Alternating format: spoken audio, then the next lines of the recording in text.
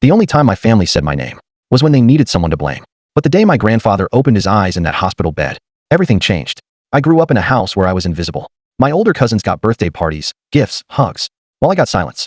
At family dinners, they would laugh together while I sat quietly at the corner of the table pretending not to care. And every time I tried to speak, someone interrupted me like I didn't even exist. But the worst part? My own mother acted like forgetting me was normal. Until one night, I overheard something that shattered me. "I wish we never took him in," my aunt whispered. And suddenly, the room went silent. I froze outside the kitchen door because I realized they were talking about me. Turns out, after my father died, nobody actually wanted to raise me.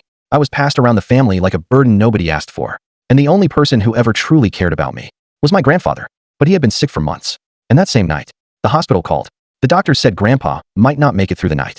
The entire family rushed there crying and pretending to care. But while they argued about inheritance in the hallway, I sat beside his bed holding his hand. Then suddenly, his fingers moved.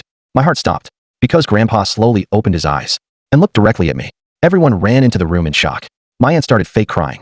My cousins crowded around the bed acting concerned. But Grandpa ignored all of them. Instead, he weakly pointed at me and whispered, "Bring the box." The entire room fell silent. Nobody knew what he meant, except me. Years earlier, Grandpa had hidden a small wooden box in his study and told me, "One day, this will protect you."